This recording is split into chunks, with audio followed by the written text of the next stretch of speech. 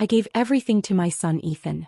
For 30 years I poured my life into raising him, working tirelessly, nursing him through illness, paying for his education. I even gave up my marriage, gave up my own life just so he could have a better one.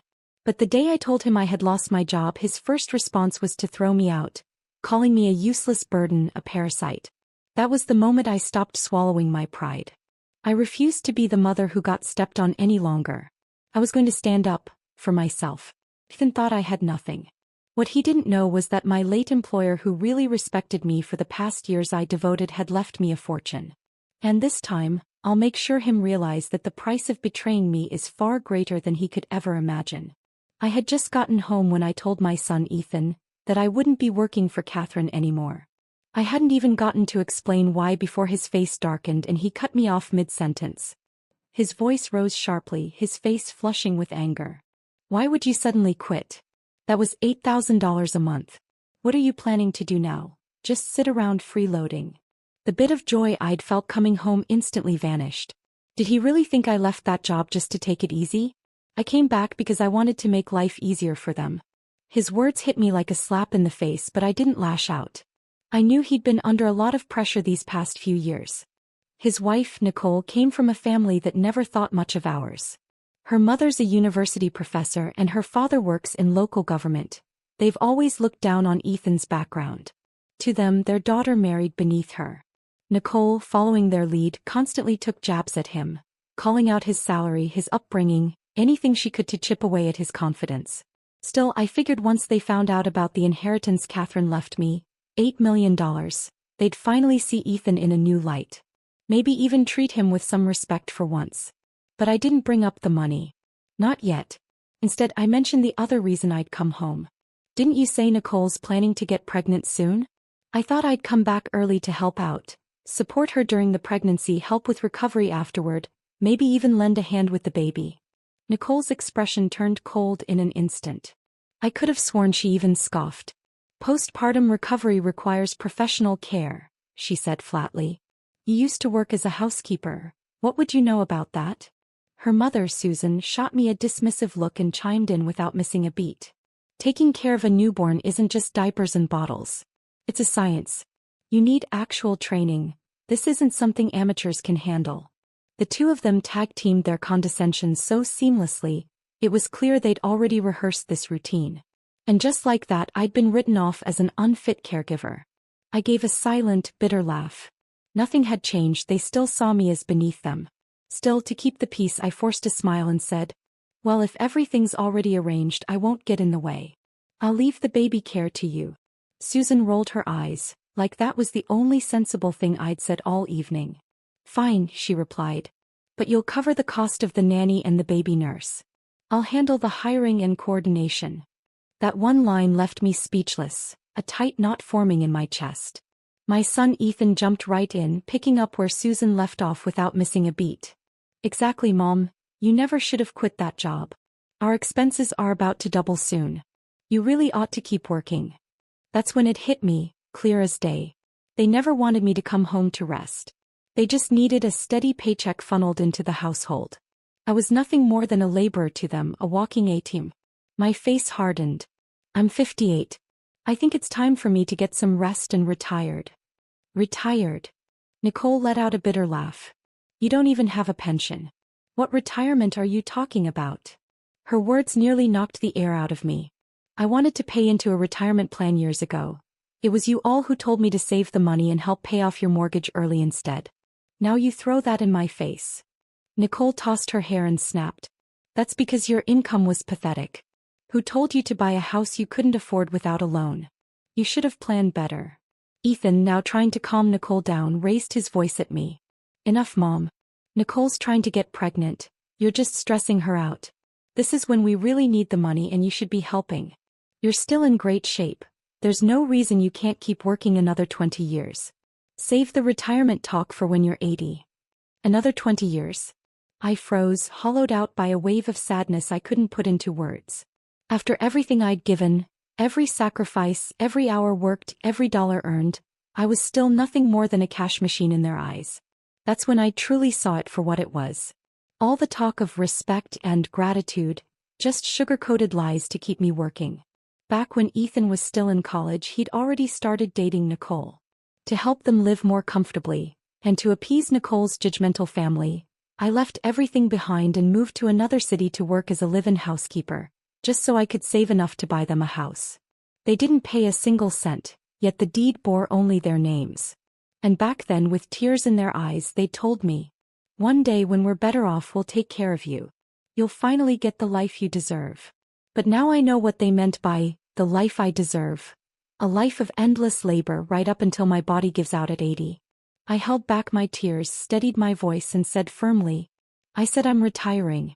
That's final. No one gets to make that decision for me." Susan must have realized I was serious and worried I might actually stop supporting them. Her tone softened instantly. "Look, it's not that we don't understand, you just have to be realistic. There's no spare room in the house for you. You can't expect to stay here forever, right? But I do have a compromise."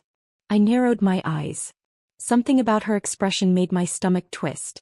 "I happen to know a wealthy family looking for a live-in assistant. Good pay, room and board included. You've done that kind of work before. Should be an easy transition." Nicole jumped in with a smirk. "Perfect idea, actually. You could even help ease our financial load. Whatever you earn could go toward household expenses. Win-win, right?" Susan shrugged and added, "You're not someone who really needs to rest anyway. Going back to work wouldn't kill you. Don't be so quick to say no, just give it a try. If you do well, you might even get to stay long-term." My face turned colder by the second. "I already quit. I'm not going back into anyone's house to work ever again." Susan's smile vanished. Her gaze shifted, sharp now, calculating. "Well, if you're really done working for others, fine." She paused, her voice suddenly airy but laced with pressure. "There's a senior residence nearby. Good facilities, decent meals and lodging. You could apply for a work-based stay. Maybe kitchen help, janitorial services. Something to earn your keep." Nicole rolled her eyes and scoffed. "Now that's more reasonable. You can't just live in a hotel and expect us to foot the bill. At least in assisted living you'd be pulling your own weight. Stop expecting us to carry you." Rage simmered in my chest, but I forced myself to stay composed. I turned to Ethan. "You really think it's acceptable to send your own mother off to scrub floors in a retirement facility just to keep herself fed?" His eyes darted away, but he tried to keep up his rational act. "Mom, be realistic. You've always said you wanted to be independent. Isn't this the most dignified way to do that? You support yourself and we don't owe each other anything. And besides," he added, pulling out his phone, "there's an open spot available right now. I already called earlier to check. You could move in as soon as today." Then right in front of me he started dialing the number again. I could hardly believe what I was witnessing. The child I had poured my entire life into raising was now so eager to shove me out the door, like I was nothing more than dead weight. My hands trembled and tears streamed down my face, unstoppable. "Ethan, I gave everything I had to raise you. I drained my savings to buy you a home. And now, at this moment, all you see me as is a burden you can't wait to get rid of? Is this how you repay your mother?" For a brief second, guilt flickered in his eyes, but it was quickly swallowed by rage. He kicked over my suitcase, sending it crashing to the floor. "You think you suffered? That was your choice. If you hadn't divorced my dad, we wouldn't have ended up broke. I could have grown up rich and you ruined that. Let me tell you something, Margaret. You owe me for the rest of your life." I stood there in stunned silence, staring into his bloodshot eyes as a dull, unrelenting pain tore through my chest, like a blunt knife twisting slowly, slicing into everything I had left. He had no idea. The only reason I divorced his father was for him. If I hadn't walked away from that marriage, his so-called wealthy father never would have claimed him as his son. In fact, he might have been dumped into foster care, treated like a stray dog no one wanted. Every sacrifice I made, every choice, every tear, was for him to have a chance at a whole life. But now here he was, biting back like a cornered animal, blaming me for destroying the very future I tried so hard to protect. I pressed a hand to my chest, trying to steady the storm inside me, but the ache only deepened. All those years of devotion, of sacrifice, of love, suddenly felt like the cruelest joke life could have played on me. Ethan wasn't my biological child, he was adopted. The first time I saw him, I was volunteering at the city's child welfare center. He was barely a year old then. Frail as a kitten, lips tinged with blue, his tiny body drained of all life. The director told me Ethan had been born with a severe congenital heart defect. His birth parents had abandoned him in a dumpster. A passerby heard his faint cries and brought him to the orphanage. I still don't know exactly what drew me to him. Maybe it was the way his eyes, full of fear and longing, clung to mine. Or maybe it was because I'd lost my own mother when I was very young. Something about watching a child suffer felt unbearable to me. I went home and discussed it with my then-husband. After much thought, we decided to adopt him. From that moment on, we crossed the country searching for hospitals and specialists, doing everything we could to save Ethan's life. But 2 years later, my husband changed. He said he was tired of raising someone else's child. He wanted a child of his own. He gave me an ultimatum: either send Ethan back to the orphanage, or leave him and raise the child alone. I didn't hesitate. I chose Ethan. Back then, his condition was still unstable. I was terrified that going back to the orphanage would mean delayed treatment, or worse, the end of his life. So I worked double shifts, sometimes 3 jobs at once. At night, I'd sit at the kitchen table, eyes burning, making handmade crafts just to scrape together extra income. And somehow through those long, desperate years, I kept him afloat. He survived, recovered, and eventually became as healthy as any other boy. He even made it to college. I never told him the truth about his past. Not because I wanted to lie, but because I didn't want to burden him. He was already a sensitive, insecure child. I didn't want him to carry the weight of knowing he was first thrown away by his birth parents, then rejected by his adoptive father. I wanted him to believe the world could still be kind. That love, real love, did exist. But never in my worst nightmares did I imagine he'd grow into this. Cold, selfish, ungrateful. As furious as I am now, there's also a flicker of relief. Thank God I never mentioned the trust fund. If they knew that the $8 million had already been legally transferred to me, I can only imagine how much uglier this would have become. I looked at Ethan, my gaze icy and unflinching. If this is how heartless you are, then so be it. From this moment on, we're done. You and I have nothing to do with each other anymore. I reached down, lifted my suitcase, and turned to leave. But Susan suddenly grabbed my arm. What are you saying? Ethan is your son. You're supposed to be responsible for his future. You can't just pack up and walk away like this. Nicole stepped in, echoing her mother's outrage. Yeah, what kind of mother does that? You raised him and now you want to wash your hands of it? That's unbelievably irresponsible. I let out a cold laugh. You're a college professor, an educated woman, and this is the argument you're making? Legally, a parent is only obligated to care for a child until they turn 18. Me. I've supported Ethan all the way into his 30s. What more does he expect? Ethan's face twisted, his voice rising in fury. That's not parenting. That's you making bad choices and trying to pay off your guilt. Every miserable thing in my life is because of you. You owe me for life. Then he shouted, voice dripping with venom. Did you ask for my permission when you decided to bring me into this world? I almost laughed out loud at the sheer madness of it. He sounded completely deranged. I stared at him like he was a stranger, someone I no longer recognized. I must have been blind to have raised someone like you.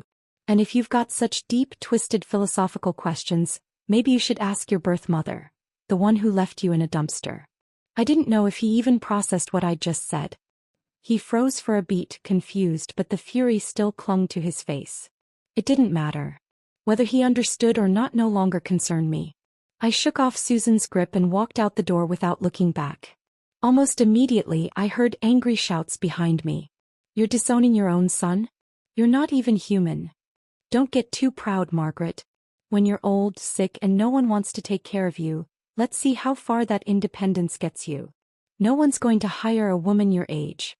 When you hit rock bottom, don't come crawling back to us. I paused, turned around slowly and looked at them with cool detachment.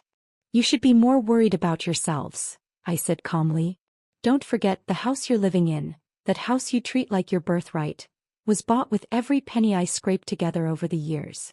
If I ever decide to take it back, don't be so sure you'll still have a place to live. Nicole stormed to the doorway, pointing a finger at my face, seething with rage. Don't you dare touch this house. It's registered in my and Ethan's names. It's legally ours. You have no claim. The more she shouted, the steadier I felt. Fine. I said, my voice unwavering. Then hear this. I don't care if I have to spend the price of 2 houses. I will not let this house stay in the hands of a bunch of ungrateful leeches. Nicole's eyes widened in disbelief. Then she burst out laughing, her voice mocking. You've lost your mind. 2 houses. You probably don't even have $1,000 to your name. This house is ours. It's our marital property. You're just some washed-up maid trying to bite off more than you can chew. Get lost. People like you deserve to rot on the streets. With that, she slammed the door in my face. I didn't respond. I didn't argue. I didn't even flinch. I just turned toward the elevator, pulled out my phone, and started browsing listings for luxury homes in the city's top neighborhoods. A bitter smirk played at my lips. If I didn't move into the best house in town, I'd be doing a disservice to the $8 million sitting comfortably in my trust fund. That night, I checked into the most exclusive 5-star hotel downtown. Then I contacted Catherine's private attorney and instructed him to initiate the legal proceedings to reclaim everything that was rightfully mine. In the days that followed, I lived in that hotel while diving deep into the city's luxury real estate market, researching properties, reviewing listings, and scheduling viewings. A week later, I had an appointment to tour a highly sought-after gated villa community. It was the most prestigious development in town. What I didn't expect was the sales agent assigned to show me the property was none other than Susan's niece, Chloe. The luxury real estate showroom was bustling with people. Despite the starting price of these villas being well over $1 million, the project's exclusivity had drawn a steady stream of prospective buyers. I had just stepped into the grand lobby when a young woman with long hair and a fresh, eager smile approached me. Good afternoon, ma'am. Would you like me to walk you through the project details? Yes, please. Could you start by showing me the model homes?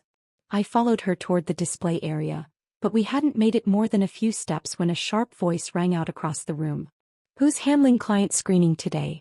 Do we just let anyone walk in now? I looked up. There she was, Chloe, Susan's niece. Nicole's cousin. We'd only met a few times, but she had left a lasting impression.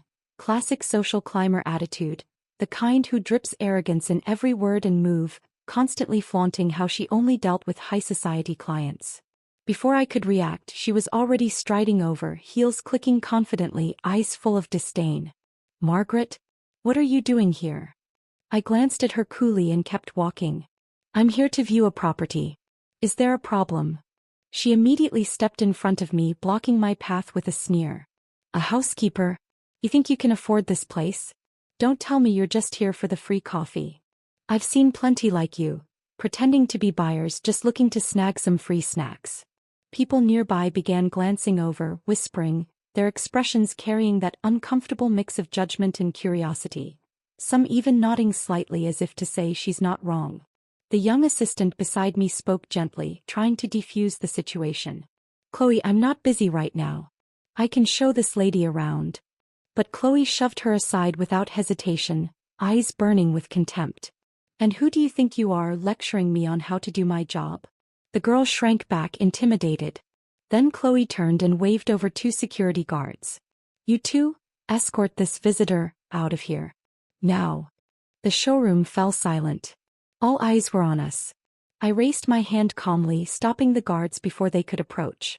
I came here to view a property. On what grounds are you kicking me out? Where's your manager?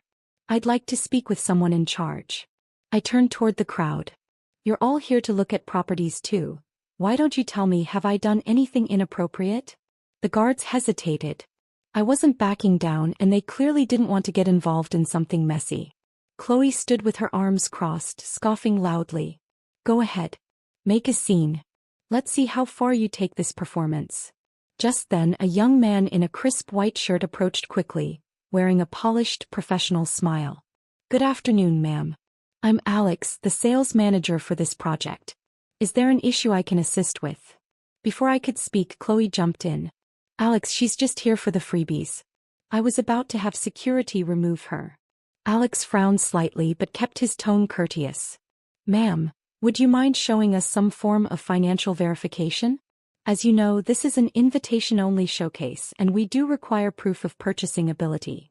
Without hesitation, I pulled out a folder. They already verified my documents at the entrance.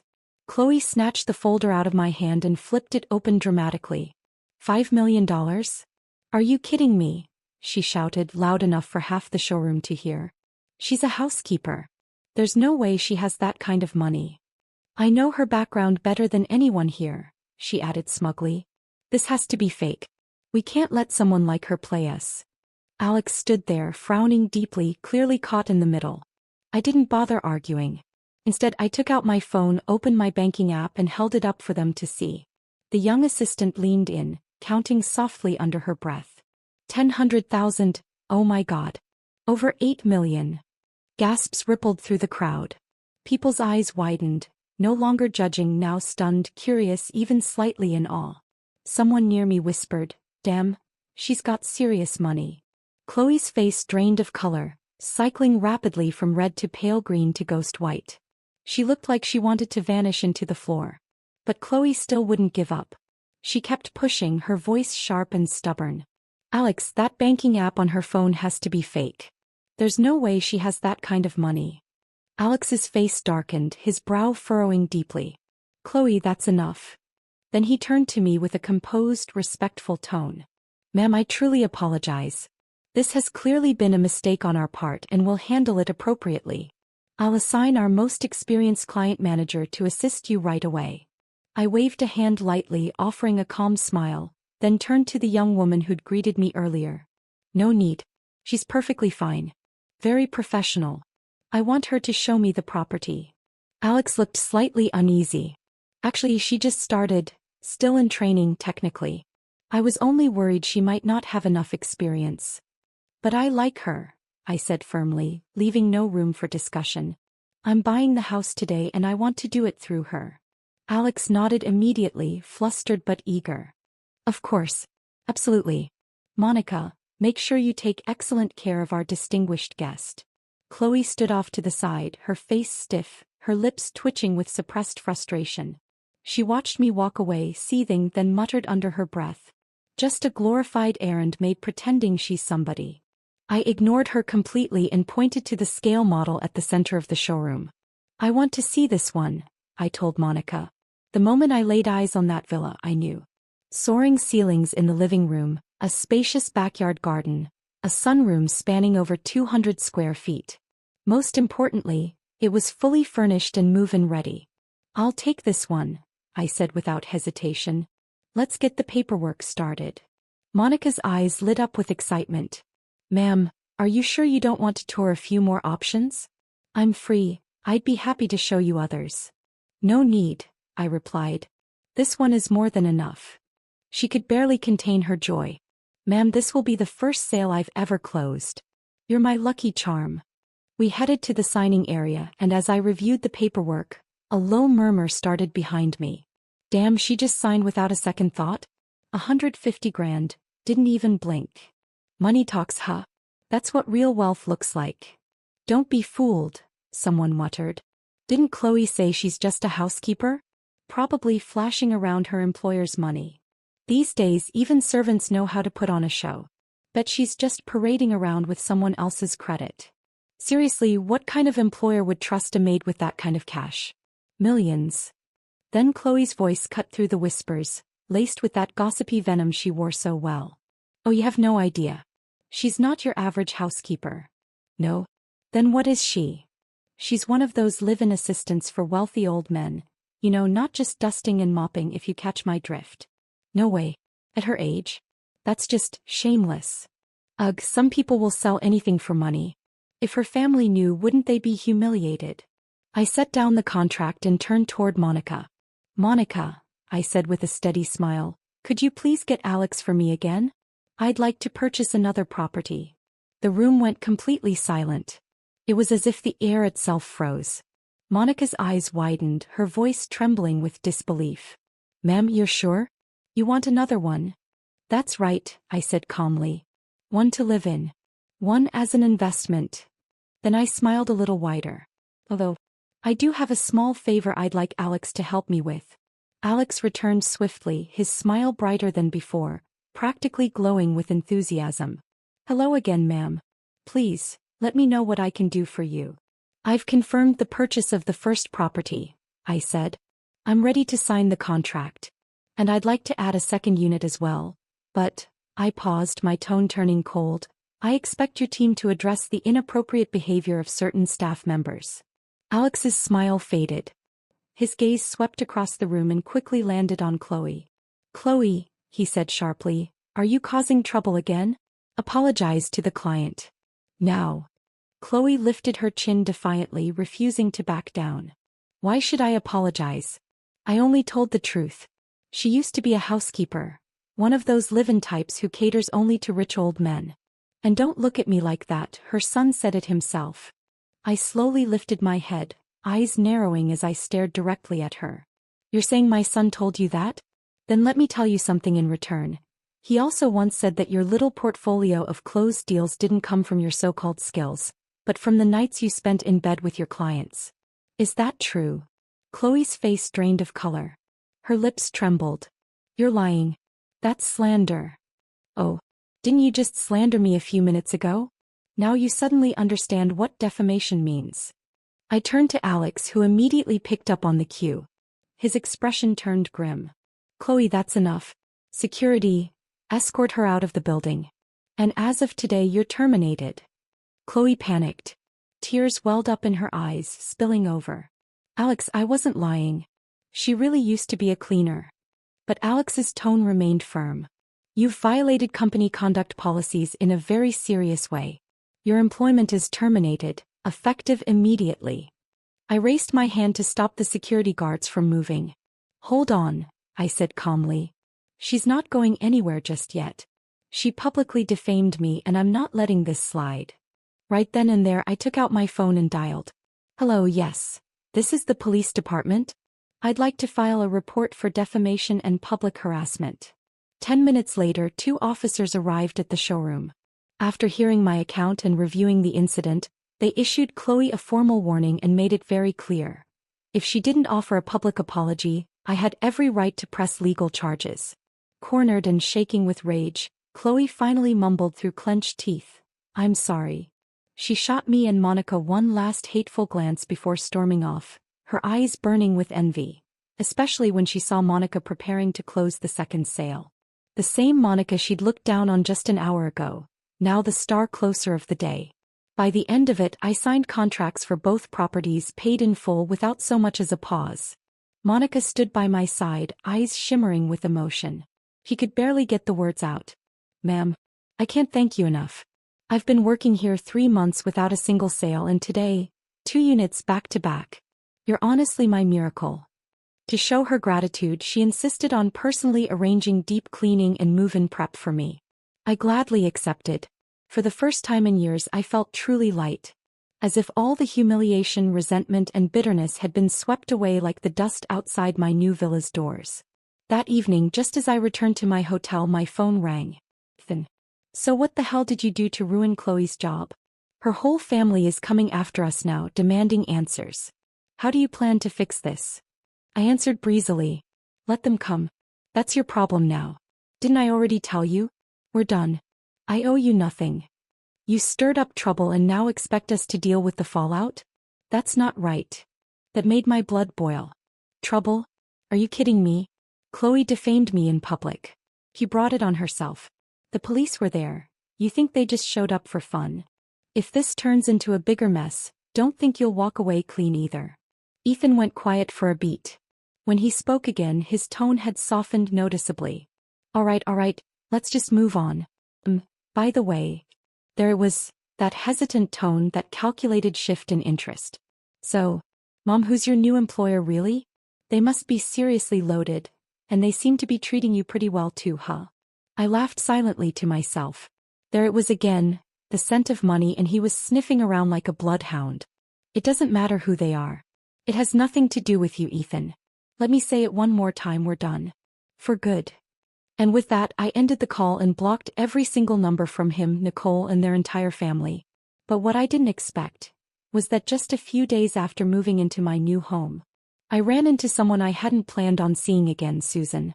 That afternoon, I was at a high-end piano showroom downtown, browsing options for a grand piano. I had just settled onto the bench, ready to test out the keys, when the front doors swung open and a flurry of footsteps echoed through the space. In walked Susan, surrounded by her ever-present circle of socialite friends, their voices loud and shrill with self-importance. "What kind of store is this?" Susan scoffed. "Letting just anyone sit down and bang on a piano? How unprofessional." Her eyes landed on me and the sarcasm practically dripped from her smile. "Margaret, did you even wash your hands before touching that instrument? Weren't you in healthcare work all these years? God knows what kind of germs you've got crawling all over your fingers. Who would have thought such an expensive piano could be so casually contaminated?" Her little clique chuckled and whispered among themselves, eyeing me with barely disguised contempt. "So that's the housekeeper-in-law you were talking about?" one of them asked, not even bothering to lower her voice. "'Tis they. Can't afford to buy one, so she comes here just to pretend? How embarrassing." Another woman, her hair piled into a dramatic bun and oversized sunglasses perched on her nose, gave me a disdainful once-over. Ugh, nothing more irritating than someone trying to act classy while carrying knockoff handbags. The two sales associates at the showroom exchanged a subtle glance, clearly uncomfortable. One of them approached me and offered a warm, professional smile. "Please, feel free to continue trying the piano, ma'am. That's exactly what they're here for. No purchase required." I nodded politely, then turned back to the sheet music and prepared to play. Trying to ease the growing tension in the room, the other sales rep approached Susan and her group. "Ladies, welcome. Is there a particular model you'd like to see? I'd be happy to walk you through our selection." Susan shot me a glance full of frost, then replied sharply, "We were going to take a look, but now I'm not so sure. Clearly, this store doesn't care about its instruments, or its clients." I gave the store associate a calm smile and said clearly, "I'll need a bit more time to try a few. I fully intend to make a purchase today." The woman with the bun scoffed and dropped into a nearby sofa, arms crossed. "Sure you do. I'll just sit right here and watch how you talk your way out of this. Can't wait to see how you slither off without buying anything." Susan tugged her friend's arm. "Come on, let's go somewhere else. Just being near people like this puts me in a bad mood." But I knew better. Susan had already heard from Chloe that I'd bought 2 villas. She was clearly unsure whether to believe it and afraid I might prove her wrong again. But her friend wasn't so easily swayed. "I'm staying right here," the bun-haired woman said with a smirk. "I won't sleep tonight if I don't see this woman fall flat on her face." Her words seemed to rally the rest of the group. They all stayed, waiting for what they assumed would be an entertaining disaster. I chose one of my favorite pieces and let my fingers fall gently on the keys.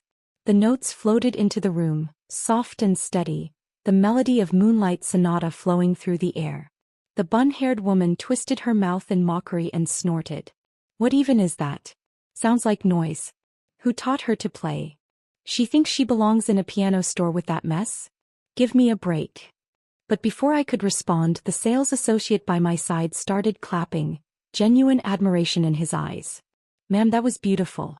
Honestly, that's one of the most moving renditions of Moonlight Sonata I've heard in a long time." The bun-haired woman rolled her eyes so hard she nearly tipped over. "Oh please. If she was that talented, she wouldn't be stuck in whatever dead-end life she's living now. Your flattery's a little too obvious, sweetheart." Just then a few young people stepped into the showroom. They didn't say a word, simply stood behind me quietly listening. The moment I lifted my fingers off the keys, a round of spontaneous applause erupted from behind. "Wow, that was incredible. I've studied piano for many years, and I still can't bring out that level of emotion in Moonlight Sonata. Seriously, you captured the whole hazy, dreamlike mood so effortlessly. You're amazing." Susan stood nearby, her brow tightening, eyes narrowing in visible confusion. She couldn't seem to wrap her head around it. How could someone she'd always looked down on play with such grace, such skill? Truth was, I owed this moment of peace, of music, to my late employer. She came from a prestigious family, the most elegant, sincere woman I've ever met. She never once looked down on me. In fact, she treated me more like a younger sister than an employee. Whenever she had free time, she invited me to join her in learning music, painting, literature, and I never brushed it off. I studied with dedication, deeply grateful for her generosity and patience. Over the years, she didn't just change my lifestyle. She transformed my entire spirit. I continued playing, letting the keys carry my thoughts, while the bun-haired woman's face soured under the growing stream of praise. She lowered her head, clearly unsettled. Then, in one last desperate attempt to save face, she snapped her head up. So what if you can play one song? Big deal. If you're really that impressive, pay for the piano right now. I had already made my choice. Calmly, I handed my card to the associate.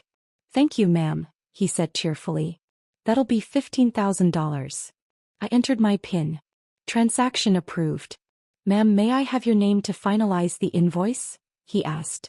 Of course, I said and wrote it down. Margaret Turner. The bun-haired woman blanched. Her head jerked towards Susan in disbelief. You said she worked for someone else, that the villas she bought weren't even hers. Susan's face shifted. She walked over, her expression caught between disbelief and something far more tangled. You bought this piano yourself? And those 2 villas, those were yours too. I smiled. The invoices and contracts have my name on them. If they're not mine, then whose would they be? Yours? Her face twisted instantly, a storm of shock, envy, suspicion, and bitter regret flickering across it. Margaret, you were just a housekeeper. Where did all that money come from? Every dollar I spend was earned legally and rightfully. My voice was sharp, cold. Susan scoffed. Oh please. You must have done something shady to get it. The bun-haired woman chimed in immediately. Yeah, maybe she's a scammer. That's how people make fast money these days. No sooner had those words left her mouth than another woman, who'd been quiet all this time, suddenly snapped. What? Scammer? Don't even joke about that. She fumbled for her phone, her hands shaking. Hello 911? I need the police. There's a con artist here. Before anyone could react, she hung up and stormed toward me, trying to grab my clothes in a fit of rage. The store staff rushed to hold her back. She was crying, shouting, completely hysterical, and finally I understood the reason behind her outburst. She'd been swindled out of over $100,000 6 months ago. She'd never gotten it back, and the pain still festered so deeply inside her that the mere mention of scam shattered her control. Her fury wasn't aimed at me, it was aimed at a shadow from her past. The police arrived quickly. And to my surprise, it was the same 2 officers I had met the day I purchased the villas. One of them raised his brows in recognition, a smile tugging at the corner of his mouth. Oh, it's you again, ma'am? I nodded politely. But before I could speak, the curly-haired woman jumped up and shouted. She's a scammer, officer. Arrest her right now. The officer's smile faded. He turned serious. Ma'am, do you have any proof of this accusation? Proof, she snapped. Of course not. I'm just providing a tip. You should investigate her yourselves. I mean, come on. How could a housemaid afford villas and grand pianos? Does that sound normal to you? The officer sighed, spreading his hands. Maybe she won the lottery. It happens. Susan immediately jumped in, her tone sharp. Her? Winning the lottery? Don't be ridiculous. She's never had a lucky day in her life. Grew up without parents, failed marriage, low-class jobs. People like her don't get lucky, they get desperate. She has no education, no career path. What else could she have done besides some shady business to get that kind of money? The officer's expression hardened. Ma'am, I advise you to watch your words. Accusations without evidence fall under defamation and personal attacks. We can open a case if needed. Susan's face paled. She clammed up instantly. A swirl of emotions stirred inside me, frustration, pain, anger. But mostly clarity. Life hadn't been easy. I'd grown up alone. After the divorce, I bent over backwards to support a son who never appreciated a thing I did. And now, the very people who'd once enjoyed my sacrifices were using my lowest points as ammunition to attack me. If I had a nemesis in life, it was Susan, her daughter Nicole, and Ethan. They weren't just ungrateful. They were the real curses in my story. But now I finally saw them for who they truly were. I pulled out my phone, opened my banking app, and without a word turned the screen towards Susan, holding it up so she and everyone else could see. You don't want to see me happy? Tough luck. Looks like heaven had other plans. See this? Over 8 million. All legal. All mine. No dirty secrets, no tricks. Just blessings you'll never understand. If that makes you sick, well, I hope it ruins your appetite. You want to accuse me of sleeping my way to the top? Go ahead. Sue me. I'll be waiting. Susan's water cup slipped from her hand and crashed to the floor with a loud clang. I could almost hear the crack of her pride shattering. 8 million. How the hell do you have that kind of money? Her voice shook, panic breaking through her disbelief. Then her expression twisted, almost like something had just clicked. Oh, now I get it. That's why you cut ties with your son. You got rich and dumped him like trash. How heartless, Margaret. You're unbelievable. I turned to her, my tone sharp, unwavering. Don't twist the story, Susan. I was ready to leave every cent to your daughter and my son. That was my plan. But then you two decided I was a burden the minute I quit my job. You pushed me out of the house like garbage. You think I forgot? That house you're living in? Every dollar that bought it came from me. And not only did you kick me out, you wanted me to scrub floors at a second-rate nursing home just to keep earning for your family. You even suggested I go work for some old rich man as his live-in servant. God knows what kind of services you had in mind. Tell me, Susan, do you even have a shred of decency left in you? I could have given your whole family a life of luxury. But no. Not a chance. You ruined it yourselves. I turned to the growing crowd of onlookers. Tell me, doesn't this pack of ingrates deserve everything they've lost? The crowd's energy shifted. Their eyes, once filled with gossip, now brimmed with judgment, aimed squarely at Susan and her friends. Susan's face burned red like a con artist caught mid-scheme. You're lying. We never said you should go work for some old man. Oh. I said calmly. Should I play the recording for everyone here? Let them hear your exact words. Her face went pale and for a second I saw real fear in her eyes. That recording is probably edited. I'm not listening to that garbage. Her voice cracked as she turned away, retreating toward the exit. Margaret, you're cruel to the core. You'll get what's coming to you someday. And with that she stormed out, slamming the door behind her. I finally exhaled. It was over for now. But I knew better than to think it was truly finished. With that much money on the line, people like Susan and Ethan never stay quiet for long. What I didn't expect was how quickly Ethan would crawl back into the picture. The very next morning, the concierge delivered a massive bouquet of flowers, claiming someone had left it at the gate for me. I frowned, dragged the flowers inside and sifted through them. Right in the center was a card. Wishing you a lovely weekend. Love, your son Ethan. I nearly burst out laughing, disgusted to the core. It was so shameless it was almost comical. Without hesitation I picked up the bouquet and tossed it straight into the kitchen trash can. Then I snapped a photo, crushed petals, bent stems and the crumpled card all in one frame, and sent it to the gatehouse. From now on, refuse anything sent by this person. Also, kindly forward him this picture. I didn't just want him rejected, I wanted him humiliated.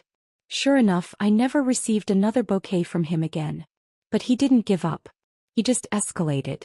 He began waiting outside the gated community every single day. Rain or shine, workday or weekend, he'd be there lurking, desperate. Every time I came or went, he'd put on another pitiful act, like some character in a cheap tragedy. One day he even dropped to his knees on the sidewalk, crying hysterically. Mom, please don't be angry anymore. Come home, I was wrong. Mom, no matter what, I'm still your son. How can you be this cold to me? I didn't even bother looking at him. His theatrics only made my skin crawl. Eventually I got so sick of the scene that I hired a full-time driver. Every day I sat in the back with the windows up, gliding past the front gate straight into my villa's garage. No eye contact, no conversation, no chance for him to reach me. Ethan kept it up for 2 full weeks. But once it was clear I wasn't budging, he finally gave up. At least I thought he did. Instead he changed tactics. He went digging through and somehow managed to contact my ex-husband, Richard, who was once Ethan's father too. That's when things truly began to spiral in a way I hadn't anticipated. Ethan wasn't trying to reconcile anymore. He was trying to control me, crush me, break me down completely. It became obvious. If he couldn't get what he wanted, he'd rather see me destroyed. One afternoon my phone rang. It was Richard. We hadn't spoken in over 20 years. I had no idea how he even got my number. I just thought I'd give you a heads up, he said casually. Ethan came to see me. He cried and begged me to talk you into going back home. I don't know what happened between you two, and frankly, I told him that's not my business.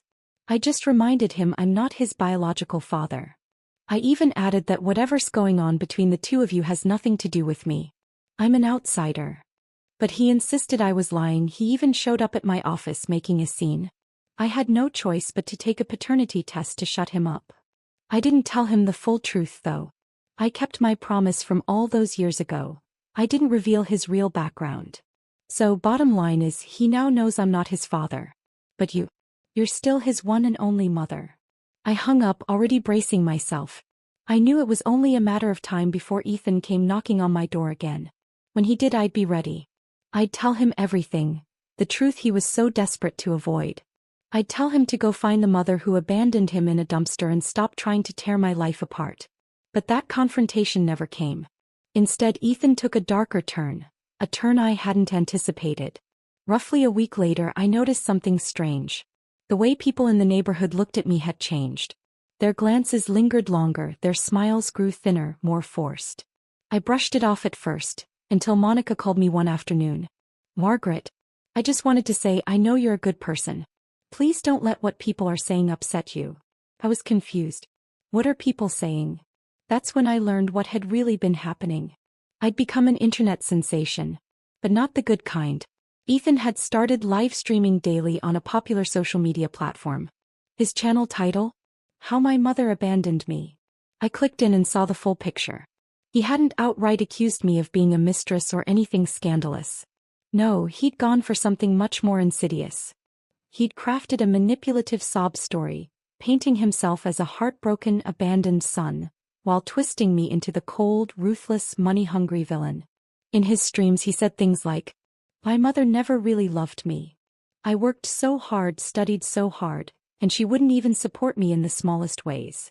The year I got into college, she left for another city to work as a live-in assistant for rich people, leaving me to live alone in a tiny rental apartment. When I got married, she didn't contribute a single dollar. Even when my wife got pregnant, she never offered a shred of help. Now that she's suddenly rich, she's cut me off completely, like I never existed. I don't even want money, I just want her to acknowledge me as her son. But she won't even say my name. She lives in a mansion now, rides in luxury cars, and enjoys an upper-class life, while I get judged and humiliated on the streets." The comments section exploded. People split into two camps. Some sympathized with him, others called me heartless. And of course there were the instigators. A mother like that doesn't deserve to be called one. She should be ashamed. He's so pitiful. I'd do anything to give him the love he never had. His live stream blew up. His follower count skyrocketed. He even started selling merchandise and products on his channel, riding the wave of pity donations from his so-called supporters. "Will be the warmth your mother never gave you. You deserve better, sweet boy. She doesn't deserve happiness." And then things turned even uglier. People began digging into my personal life. My name, my photo, my address. All of it started circulating in comment sections and reposts. I had officially become the face of a social media villain, the most heartless mother on the internet. And then that evening my phone rang again. This time it was my lawyer. "Margaret, we can proceed with legal action right away," my lawyer said. "We can file for removal of defamatory content, demand a public apology, and pursue compensation for damages." I paused for a few seconds, then smiled calmly. No rush. Let him perform a little longer. I plan to take this into my own hands first. That same night, I registered my own account on StreamNet and launched my own live channel. I titled it, "So This Is the Mom Who Abandoned Ethan." First, I dropped into Ethan's stream and sent several $1,000s in donations, instantly grabbing attention and spiking the live chat feed. Then I sent a message across the screen for everyone to see.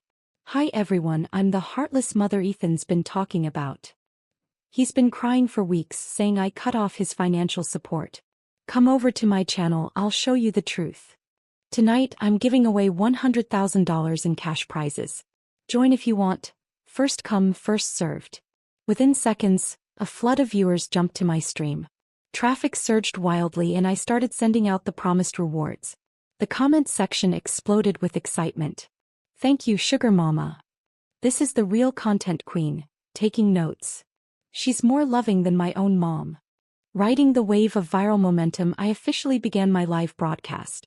I didn't waste time sugarcoating anything. I spoke straight into the camera. First of all, yes, I did cut off financial ties with Ethan. But that doesn't make me heartless, and it certainly doesn't mean I abandoned him. People deserve the full story. I didn't walk away because I stopped loving him. I walked away because his greed became unbearable. When I first received the inheritance from my late employer, my intention was to leave it all to Ethan and his wife. But do you know what their response was? Instead of gratitude, they accused me of wanting to freeload and teamed up to throw me out of the house. They even suggested I move in with a random elderly man as his live-in assistant, because in their minds, my only value was continuing to work and funnel money into their household. To them, I wasn't a mother. I was a bank account. As I spoke, I displayed a scan of the trust documents from my former employer. A legally notarized statement showing I'd inherited approximately more than $8 million in assets. The money I have came from a legitimate trust, left to me by a woman who treated me like family. She had no children of her own and made me her sole beneficiary. The comments blew up again. Lost $9 million. What kind of employer does that? Finally, karma rewarding a good heart. This isn't cold, it's clarity. Of course, not everyone was convinced. A few skeptics popped up. Still, you're his mother. Aren't you supposed to support your child? Cutting him off after marriage sounds pretty cold-blooded. I replied calmly without blinking. Let me ask you this. Does supporting a child mean you're supposed to be their personal ATM forever? I raised him alone since he was 1 year old, paid his school fees, bought him a house. What did I get in return? Suspicion. Rejection. Disrespect. And being forced out of my own home. They wanted me to keep working like a machine to subsidize their lifestyle, while treating me like a burden. Then I dropped the final card. An audio recording of Ethan on the phone, trying to arrange for me to become a live-in assistant for an elderly man. The call had been captured by the elderly man's household security system. It was undeniable proof. The comments exploded again. Unbelievable. This isn't just mooching, it's financial abuse. Cutting him off isn't cruelty, it's survival. This is what weaponized guilt looks like. He's not crying for love. He's crying for money. Good for you, ma'am. That son deserved to be cut off. I knew this was only the beginning. Ethan didn't miss a mother, he missed his money supply. And this war? It had only just begun. I looked at the flood of comments on the screen and let out a small, quiet laugh. Then I leaned toward the camera and spoke directly to the audience. The truth is, there was never any need to cut ties with Ethan. Instantly, question marks filled the comment feed. I continued calmly. Because Ethan was never my biological son to begin with. I adopted him when I was volunteering at a local orphanage. He was just 1 year old then, born with a severe congenital heart defect and abandoned by his birth parents in a dumpster. He was barely clinging to life when I found him. I brought him home out of pure compassion. I spent every penny I had to get him medical care. And my divorce from my ex-husband? That wasn't about infidelity. It was because he insisted on having a biological child and refused to continue raising Ethan. I was given a choice: send Ethan back to the orphanage or leave my marriage and raise him on my own. I chose Ethan. I gave up my marriage, gave up the chance to have my own children, just to give him a chance at life. I worked overnight shifts, waited tables, cleaned homes, whatever it took. I scraped and saved until he was healthy again. I put him through college. I even bought him a house with my hard-earned money. And what did I get in return? He refused to let me live in that very house. He kicked me out like a stranger. Now he's slandering me online, claiming I abandoned him, and even spreading rumors that I slept my way to wealth. Tell me, how should I respond to someone like that? As I spoke, I uploaded a series of images. Hospital bills, medical invoices, school tuition receipts, public transit tickets. All the fragments of a life spent giving, a lifetime of sacrifice captured in paper and ink. The comments exploded. He's vile. Who does that to a woman who saved his life? He used his adoptive mother like a sponge, then threw her away. Disgusting. Living in the house she paid for and still kicked her out? Unbelievable. God gave him life, she gave him everything else. And he turned around and stabbed her in the back. The backlash was immediate. Viewers rushed back into Ethan's stream and began flooding his comment section with outrage. How could we ever support someone like you? Shame on you. You played the victim while bleeding your mother dry. You're the heartless one, not her. Ethan's face turned visibly pale on camera. Why are you all believing her? He shouted. She's lying. If I wasn't her real son, why did she do all that for me? She's manipulating you. No one would go that far for a child that isn't theirs. Back on my stream, more viewers demanded hard proof. Without hesitation, I uploaded a scanned copy of the official adoption certificate. This is the government-issued record. Verified, public, and authentic. The comments section erupted once again. That's it. End of discussion. She's telling the truth. This isn't just betrayal, it's moral bankruptcy. He used her love, her money, her life, and still tried to destroy her. Report him. He doesn't deserve a platform. And just when I thought it couldn't get worse, Ethan doubled down. So what if I wasn't her real kid? She didn't have to save me. I never asked her to. Maybe if she hadn't taken me in, I would have been adopted by a real family. She ruined my life. She never should have interfered with my fate. That was the final straw. The internet exploded. You're mad she saved you. That's the most disgusting thing I've ever heard. Let the whole world see this monster's true face. Report him. Now. In less than a day, public opinion turned completely. Ethan went from abandoned victim to ungrateful parasite feeding on his adoptive mother's blood. His streaming channel was permanently suspended by the platform that same night. My lawyer filed a formal defamation and harassment lawsuit against him, demanding financial compensation for damages. We also filed for an injunction to legally prohibit him from making any further defamatory statements or attacking me through social media platforms. Eventually, the court ruled in our favor. Ethan was found guilty of violating cyber safety and defamation laws. He was ordered to pay damages and cover all legal fees. His streaming privileges were revoked. His social media accounts permanently banned. I was finally completely free. There was no longer any trace of Ethan in my life. And there never would be again. Another 6 months passed and I finally reclaimed the house that had once been mine. Through a meticulous legal process, my attorney team successfully reversed the property ownership. The day everything was finalized, I stood in the living room, staring at the familiar curtains, watching sunlight spill across the hardwood floor. For the first time in years, I felt truly light, like I'd finally exhaled after holding my breath for decades. A few days later, Susan's daughter, Ethan's wife, filed for divorce.